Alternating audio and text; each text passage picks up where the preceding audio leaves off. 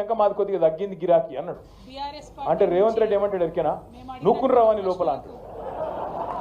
అని అది మాట ఉన్నది ఉన్నట్టు చెప్పుడు కూడా తప్పేనా? చెప్పుడే కాదు, ఇండియా టుడే టీవీలో చెప్తుండు అని నూకుమన్నా నేను నూకుమంటే వాడు బొంబాయి వారిపోయింది అంటుండు.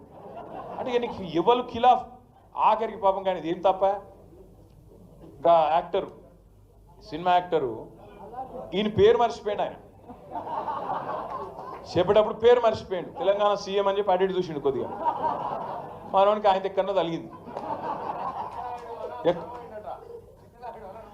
అయితే నేనేమంటున్నా, గింత అన్యాయం అని పేరు మర్చిపోతే జైలు పెడతావు. ఇక గట్లా తయారైండు మన చిట్టినాయుడు.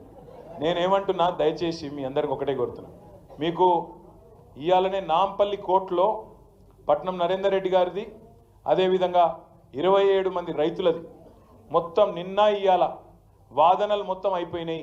అన్న చెప్పింది కరెక్ట్. ఆర్ఎస్ ప్రవీణ్ అన్న 24 రోజులు ఆడికెళ్ళి వికారాబాద్ కోర్టుకెళ్ళి ఇక్కడికి ఫైల్ రాలే. అప్పుడు మళ్ళీ పీపీ లేకుండే.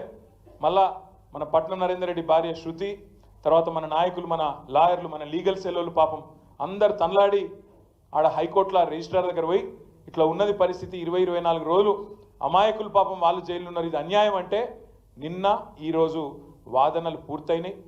మరి అన్ని అనుకూలిస్తే అంత మంచిగా జరిగితే రేపు తీర్పు వెలువడే అవకాశం ఉంది. మంచి జరగాలని చెప్పి మనస్ఫూర్తిగా ఆశిద్దాం.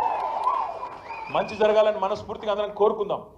దబ్బన మనకు అనుకూలంగా తీర్పు రాకపోతే వెంటనే హైకోర్టుకు పోదాం, అవసరమైతే సుప్రీంకోర్టు దాకా కూడా పోదాం. వదిలిపెట్టద్దు, ఎట్టి పరిస్థితుల్లో రాజీ పడద్దు. ఒక్క మాట నేను మిమ్మల్ని కోరుతా ఉన్నా. మేము పోయినాం, సంగారెడ్డి జైలుకి పోయినాం, చెర్లపల్లి జైలుకి పోయినాం. ఎక్కడైతే నరేందర్ అన్న ఉన్నాడో పోయి కలిసినాం. మీ నాయకుడు ఎంత గొప్పవాడంటే పట్నం నరేందర్ రెడ్డి. మేము చెర్లపల్లి జైలుకి పోతే నేను, సబితక్క, మహమూద్ భాయ్, ఇంకా లక్ష్మారెడ్డి గారు అందరం పోతే